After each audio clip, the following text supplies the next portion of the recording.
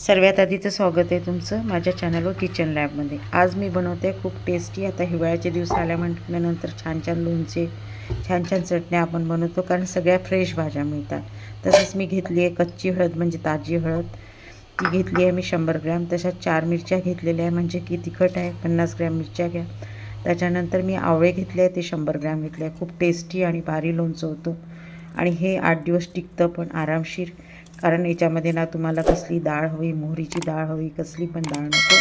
साधं सोपं आणि टेस्टी खूप छान होणारं लोणचं वापरता, खूप शरीरासाठी खूप फायदेकारक असणारं लोणचं आहे हे। आवळा कुठल्या न कुठल्या बहाण्याने आपण खातोच, तर असंच तुम्ही करून ठेवलं बाऊल भर, तर तुम्हाला 8 दिवस आरामशीर चालतं।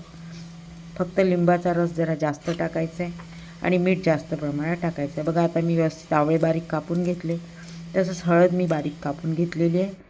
जर तुम्हाला ही पिवळी हळद नाही भेटली तरी आंबट हळद येते, ती थोडीशी आंबट असते, त्याच्यामध्ये तुम्ही थोडं कमी लिंबू घालू शकता, कारण ती स्वतःच आंबट असते आंब्याप्रमाणे। आता बघा मी याच्यामध्ये रस घालते। रस मी 2 लिंबाचा व्यवस्थित काढून घेतला। 2 लिंबू खूप मोठ्या साईजचे घेतलेले आहे। तुम्हाला जर लिंबामध्ये रस कमी निघत असेल तर तुम्ही लिंब जास्त घ्या, प्रमाण जास्त करून टाका। आता बघा मी रस काढून घेतलेला आहे, तसाच मी आता रस याच्यामध्ये ओतून घेते, आणि मीठ तुम्हाला प्रमाणानुसार घालायचं आहे। तेव्हाच्या तेव्हा इन्स्टंट लोणचं आहे, बनवून खाऊ शकता आणि खूप टेस्टी लागतं, इतकं छान लागतं। आवळा न खाणारे आता खाऊन घेईल, कारण त्याची टेस्ट छान। बरेच जणांना आवळा खायला आवडत नाही, तर ह्या बहाण्याने तरी आवळा पोटात जाईल। बघा मी लिंबू पिळून घेतलेला आहे पूर्णपणे, आता त्याला व्यवस्थित मिक्स करून घेतलेलं आहे। कलर जितका छान आहे तितकंच छान हे आवळा, लिंबू आणि मिरचीचं लोणचं आहे हळदीसोबत।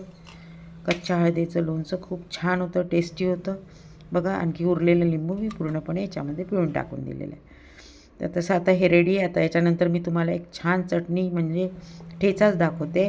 तो ठेचा आपण नेहमी आता भाकरी वगैरे, गरम गरम भाकरी, कुठली भाकरी करा, एरवी तुम्ही ही महिनाभर ठेवलं तरी खराब होणार नाही, इतका छान ठेचा असतो।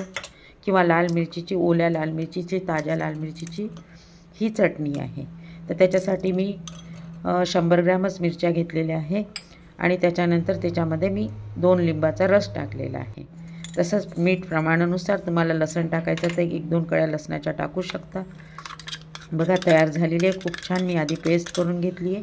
आता मी तडका तयार करून घेते। तडक्यासाठी मी 4 चमचे तेल घेतलं आहे, हिंग घेतलं आहे, आणि तशीच अर्धा चमचा मोहरी घेतली आहे। आता त्याच्यात मी तडका टाकला, खूप छान। बघा जितका कलर छान आहे तितकीच छान टेस्टी आणि टिकणारी ही चटणी आहे। तुम्ही प्रवासात नेऊ शकता, टिफिनमध्ये देऊ शकता, तोंडाची चव वाढवणारी, तशीच खूप छान होते आणि टिकते पण। महत्त्वाचं म्हणजे तुम्ही बनवा आणि मला सांगा ही रेसिपी कशी वाटली। नक्कीच कमेंट्स बॉक्समध्ये कमेंट्स द्या। थँक्यू सो मच, बाय, भेटूया पुन्हा।